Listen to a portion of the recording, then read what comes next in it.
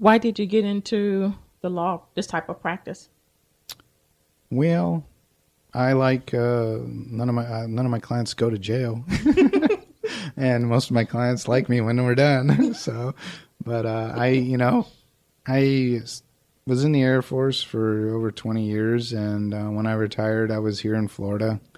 I told my kids I wouldn't move them anymore after I retired, so I opened an office here in Florida in '06, and there seemed to be a need for bankruptcy and foreclosure defense, another thing we do. And so we went in, started that. My paralegal has a lot of experience. She's been doing it for over 20 years. And so I started in '06 when I retired doing bankruptcy, and been happy. Most of my clients are happy. Well, that's a good thing, Paul. That's a major thing for to have happy clients. Yeah. I wanted to find out about the difference with the consolidating. When you're going, because I know years before I was going to file for bankruptcy, and I went to a consolidation company, and they pretty much said, no, bankruptcy is bad. You need to consolidate. So what is there anything you can shed on that? Well, I mean, you're asking a guy that makes his living filing bankruptcy. I know. So let me say, consolidation is not a bad thing. Consumer Credit Counseling is a company that I dealt with in the military a lot for kids, in the military, because I was in for 20 years, and eventually I had kids working for me. And they don't teach in high school how to manage checkbooks and manage debt.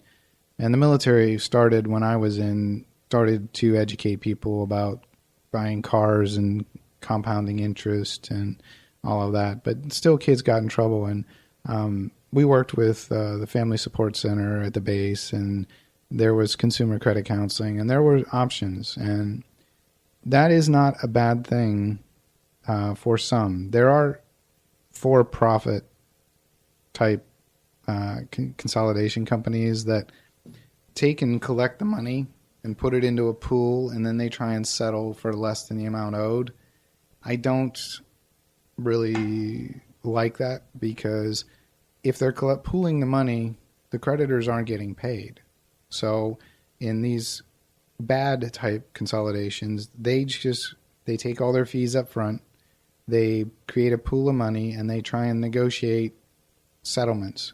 That results in the debtor paying a 1099, which is a tax. So if you have a $10,000 credit card, they settle it for $5,000. You get a 1099 for $5,000, and you have to pay taxes on that because you had debt forgiven. In that situation, also, some of the creditors don't agree to work, and they end up filing suit. And then these consolidation companies don't help the debtor. So now they're getting sued in small claims court and civil court because they're not getting paid, and that consolidation company is collecting all their fees. So it depends on the consolidation company. Now that's the bad one. That's where they take all their money up front, they create a pool, and they try and settle the debt, and you get 1099s, you get lawsuits. It's a big mess. The consumer credit counseling the companies that the military worked with in the local community, they wrote letters that said, we have a hardship. This kid is talking to us. He's in the military. He's deploying. This is all of the situation. Can you just reduce the interest? And some of the banks would give him 0% for 12 months, and they'd have to reapply. But every payment they made for the next 12 months was principal. And then some of them would say, well, instead of 18.99% interest, we're going to give him 6% for the next 12 months, and he needs to reapply. He or she needs to reapply. So we were working with counseling, and they were trying to consolidate into one payment, and the company would take a percentage, and then they would tell you, these companies aren't agreeing to work with us. These people you need to deal with. So let's say a kid goes in with 8 credit cards, 6 of the companies offer him 0% or minimal percent, 6%. They're going to he's going to send one payment to the consumer credit counseling, and they're going to pay all those people, and they're going to keep track of it. And they're going to take a 1 or 2%, 3%. Well, I don't remember what it was. And then he had the 2 that didn't play that he needed to make minimum payments on or do something with. And that the counseling and the consolidating in that situation, I felt that it worked. But those people also did an analysis and didn't say whether bankruptcy was good or bad. They said, if it works and these bank companies work with you and you're paying these people direct, here's your budget. Your budget says you can afford this and you'll still have $50 left over to put in a savings. You know, you can pay your groceries, you can pay your car payment, you can pay your insurance and all that. But then that counseling company, they also said, look, even if everybody works with us, it's not going to work. You don't have enough money. You need to consult a bankruptcy attorney. And so when you say consolidation, I think of the two different, and I think there is some good and I think there is some bad. And I think it comes back to why we do free consultations, because I have told many clients, no, you don't need to file bankruptcy. This is not as bad as you think it is. It's emotionally draining. It's stressful. But you can probably work through this. And I've had a longer than a 30, I went twice as long as a normal consultation. So instead of a 30-minute, it was an hour. And I said, and what do you think? And she started crying and said, I just can't handle the stress. I want to file bankruptcy anyway. I was like, well, that's your choice. But I try and be as honest as I can and say, this is a good idea. This isn't a bad idea. This is a personal decision. Well, bankruptcy is stressful. Regardless, Yes, it is still stressful, but it has a defined light at the end of the tunnel. Mm-hmm. If you hire us, if we file on January 6th, by June 30th, you will be debt free, and you will know the results of everything. It'll all be dealt with, and you will be stress free after that. Hopefully. Well, even after filing bankruptcy, I understand too that the blessing in that is that it stops the harassment of the debtors. Yeah, the creditors. Creditors. Yeah, the creditors have to stop. Once you file a petition for relief, you're asking the federal court, the bankruptcy court, for relief from your creditors and a chance to calm and reorganize. That stay, called a stay, the automatic stay. It goes into place, and they can't call you, they can't write to you. And some of my clients find it stressful because they won't even talk to them when they call them. They know we have to talk to your attorney.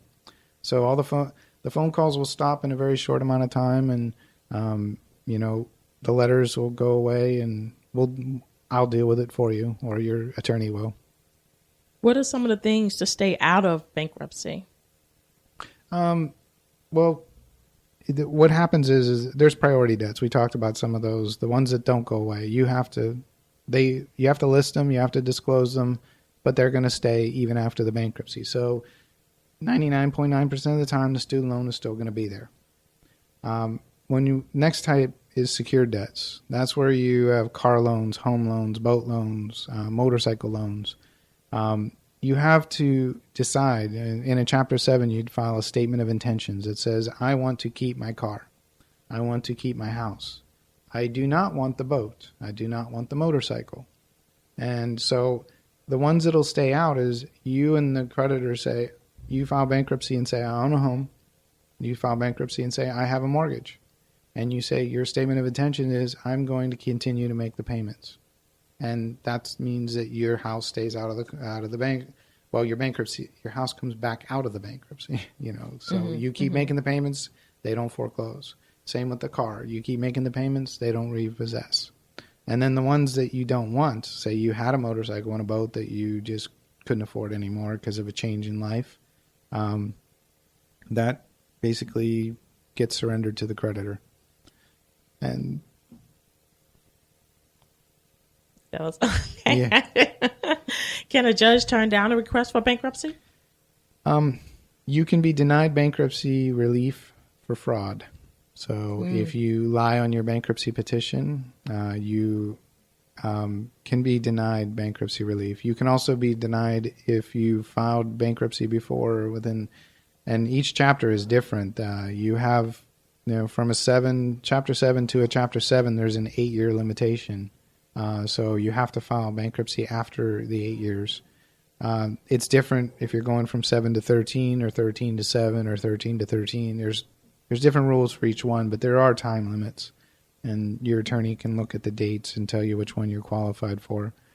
Individual creditors can file objections to discharge, though. They can, if you were flipping homes back in '04, '05, '06, and you did a no-doc loan and told them you made $120,000 a year, that's how you qualified for that mortgage, but it turns out that you only made $40,000 a year, that's fraud.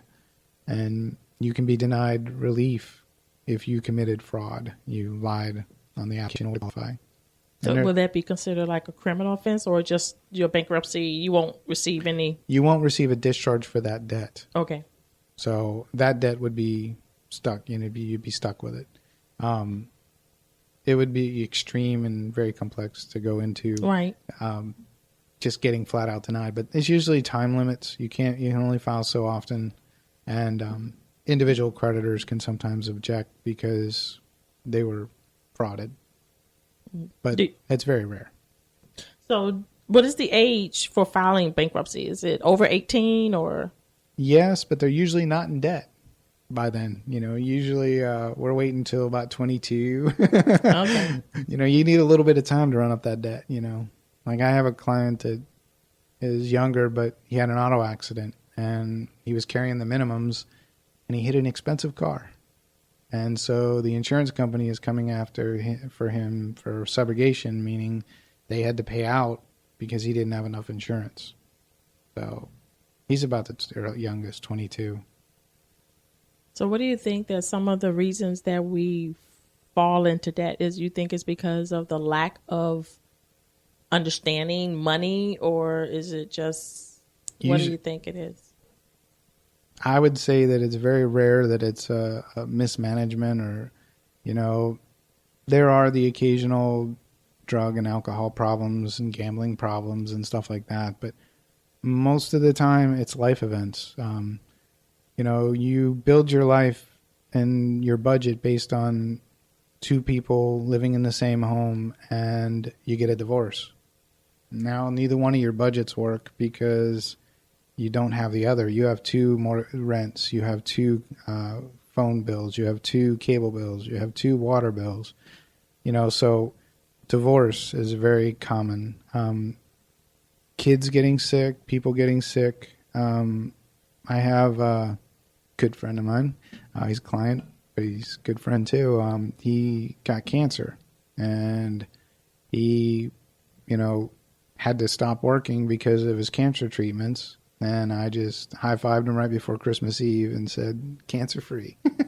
So, but, that time when he was unemployed, couldn't work because of his illness, he ran into debt. His budget doesn't work if he doesn't work. Mm-hmm. So, illness, children's illnesses, you have a premature baby and don't have a good enough insurance and you spend a couple of nights a week, 2 weeks in the NICU, that can be expensive. So medical bills, divorce, death. You mentioned earlier if a spouse dies. I've had a few where, one of them passes away and they end up with, one income and a whole lot of debt based on two of them working.